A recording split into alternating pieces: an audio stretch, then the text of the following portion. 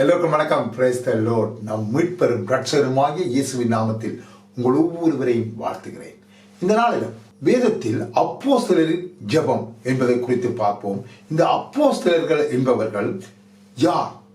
அவர்கள் தங்கள் வேலைகளிலே பிரயாசப்பட்டு கொண்டிருந்தார்கள். அவர்களை தேடி இயேசு சென்றார். தம்முடைய ஊழியத்தை செய்யும்படி அவர்களை அழைத்தார்.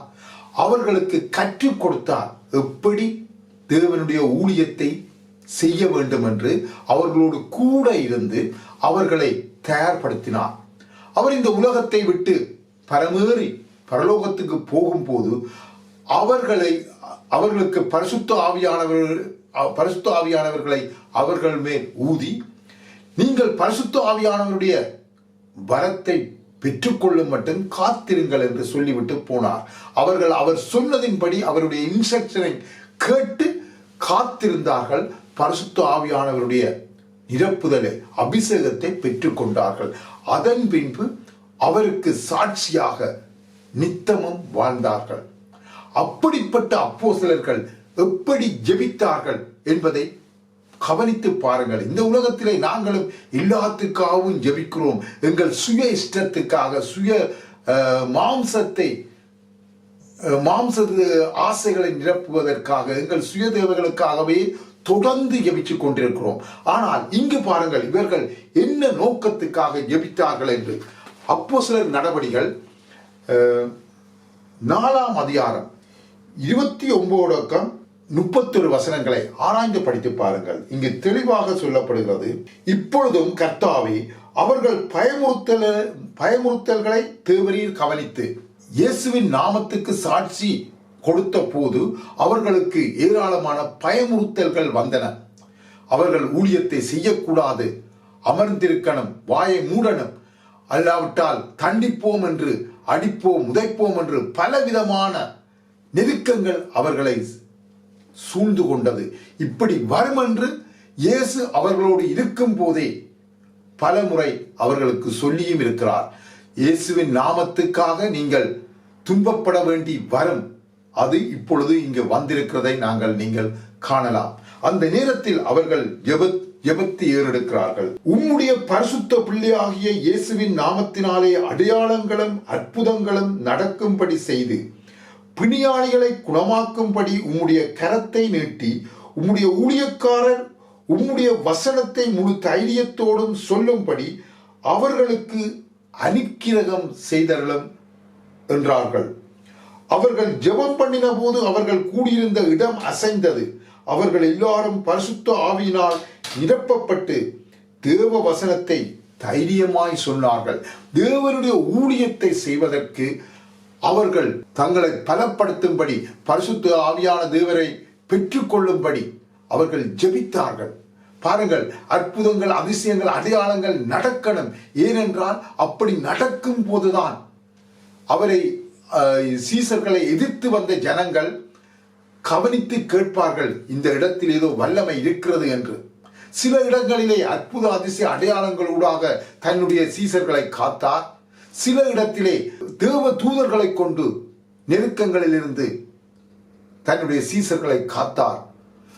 சில இடங்களிலே இரத்த சாட்சியாக மரிக்கும்படி கையையும் விட்டார். ஸ்தேவான் காரியத்தில் அவன் தேவனை பார்த்தான், வானம் திறக்கப்பட்டதையும் பார்த்தான். இயேசு பிதாவாகிய தேவனுடைய வலது பார்சத்தில் உட்கார்ந்திருப்பதையும் பார்த்தான். ஆனாலும் அந்த இடத்திலும் இந்த ஜனங்கள் கல்லெறிந்து அவனை கொலை செய்தார்கள். சில இடத்தில் இரத்த சாட்சியாக மரித்தார்கள் அவருடைய சீசர்கள். ஆனாலும் இந்த பரிசுத்த பிள்ளையாகிய இயேசுவின் சீசர்கள் அவருக்கு தொடர்ந்து சாட்சியாக வாழும்படி பரிசுத்த ஆவியானவரால் நிரப்பப்பட்டார்கள். பரிசுத்த ஆவியானவரால் நிரப்பப்பட்டால் மட்டும்தான் ஒருவன் தேவனுக்கு சாட்சியாக தொடர்ந்து வாழ முடியும். பரிசுத்த ஆவியானவரால் நிரப்பப்பட்டவர்கள் மட்டும்தான் வெளிப்பாடுகளை பெற்றுக்கொள்வார்கள். இயேசுவை மாதிரி வாழ்வார்கள். இயேசுடைய சாயலுக்கு ஒப்பாக அனுதினமும் அவருடைய கற்பனையிலே நிலைத்து நிற்பார்கள்.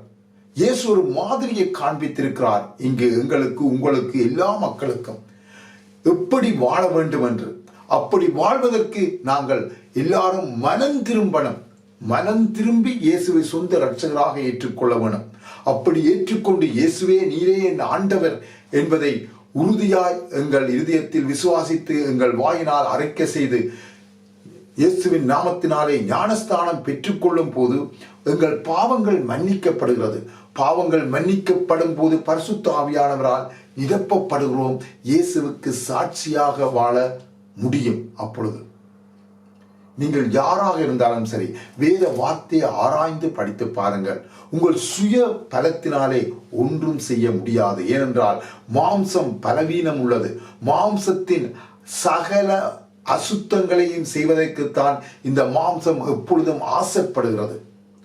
ஆனால் பரிசுத்த ஆவியானவரால் நிரப்பப்படும் போது தேவனுக்கு பிரியமாக எப்படி வாழ வேண்டும் என்று பரிசுத்த ஆவியானவர் எங்களுக்குள் இருந்து அனுதினமும் எங்களை வழி நடத்துவார். ஆதலால் உலகத்திலே நடக்கிற காரியங்களை எல்லாம் பார்த்து சோர்ந்து போகாமல் பரிசுத்த வேதாகமத்தை உற்று நோக்கி பாருங்கள். இதிலே சொல்லப்பட்ட வார்த்தைகள் சத்தியம். இதிலே சொல்லப்பட்ட வார்த்தைகள் தொடர்ந்து நிறைவேறிக் கொண்டுதான் இருக்கின்றன. இப்பொழுது பாருங்கள், யுத்தங்களின் செய்திகளையும் கேட்பீர்கள் என்று வேத வசனத்தில் தெளிவாக சொல்லப்பட்டுள்ளது. ஆனாலும் நீங்கள் கலங்காதிருங்கள், ஜெபத்திலே நிலைத்து நில்லுங்கள், தேவனுடைய வார்த்தையிலே தரித்து நில்லுங்கள். நிச்சயமாக அவர் தம்முடைய சித்தத்தை உங்கள் வாழ்க்கையில் எங்கள் வாழ்க்கையில் நிறைவேற்ற வல்லமை உள்ளவராக இருக்கிறார். அவர் மரித்தார், அடக்கம் பண்ணப்பட்டார், உயிரோடு எழுப்பப்பட்டு இருக்கிறார். இப்பொழுது எங்களுக்காக உங்களுக்காக ஜீவனை தரும்படிதான் அவர் எல்லாவற்றையும் எங்களுக்காக செய்து முடித்திருக்கிறார். ஆதலால் நாங்கள் தொடர்ந்து நடக்கிற காரியங்களை வைத்து கவலைப்பட்டு கலங்க தேவையில்லை.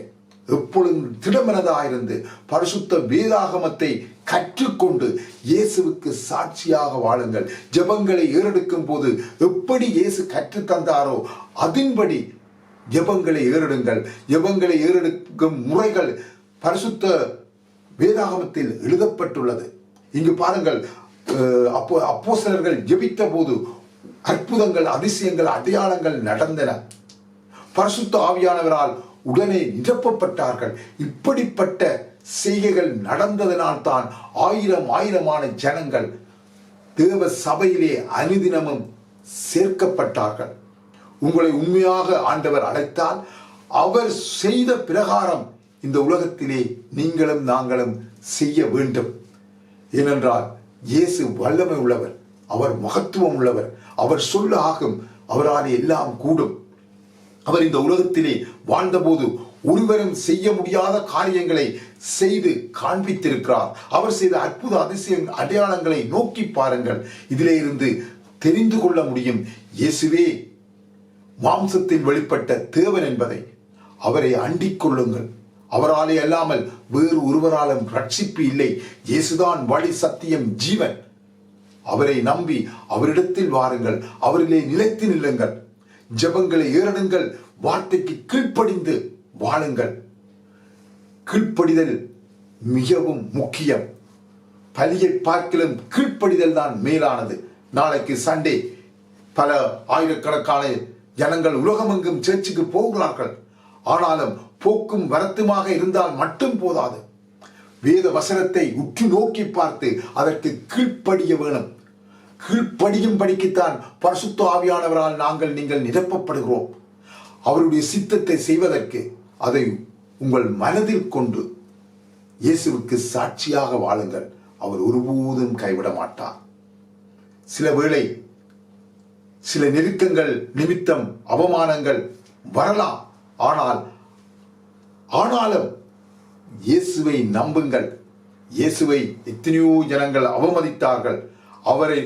அவருடைய ஜனங்களை அவரை சிலுவையிலே அறைந்தார்கள். ஆனாலும் அவர் தான் செய்ய வேண்டிய காரியத்தை இந்த உலகத்திலே செய்து முடித்தார். ஆதலால் இயேசு எங்களை அழைக்கும் போது ஒவ்வொருவர் மீதும் ஒவ்வொரு நோக்கம் வைத்திருக்கிறார். அந்த நோக்கத்தை அறிந்து உணர்ந்து புரிந்து கொண்டு செயல்படுங்கள். இயேசுவுக்கு சாட்சியாய் வாழுங்கள். May God bless you.